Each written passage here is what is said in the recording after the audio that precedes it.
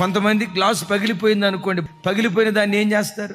కొంతమంది ఆ పగిలిపోయిన గ్లాసు బాటిల్ని చెత్తలో వేస్తే ఇంకొంతమంది ఏం చేస్తారో తెలుసా? పారవేయబడిన ఆ గాజు ముక్కల్ని తీసుకొని గోడల మీద పెడతారు. ఒకప్పుడు ఊరిలో చెత్తంతా ఎక్కడెక్కడో పడేసేవాళ్ళు. టెక్నాలజీ వృద్ధి పొందింది, అద్భుతం. మనిషి ఏం చేశాడో తెలుసా? మనుషులు పారవేసిన చెత్తలో నుండి విద్యుత్ శక్తిని పుట్టించాడు. నా మాట నమ్మ. ప్రజలంతా వీడి చెత్తగాడు, ఇది చెత్త, వేస్ట్, హాగరుకు పెట్టిన బిరుదులు, అది దానితో. ఇలాంటి బిరుదులు సమాజంలో నీకుండి ఒక చెత్త, ఒక వేస్ట్ గాడిగా నీ బ్రతుకు మిగిలిపోతే ఈ చెత్తనే శక్తిగా మార్చగలిగిన వాడు నీవు ఆరాధించే దేవుడు. వీడు పనికిరాడు అమ్మా నాన్న అన్నారా? ఇది పనికిరాదు అమ్మా నాన్న అన్నారా? ఉద్యోగ స్థలంలో వీడు యూజ్లెస్, ఎందుకు పనికిరానోడని ఒక పనికిరాని వస్తువు పారేసినట్లుగా నిన్ను పారేశారా?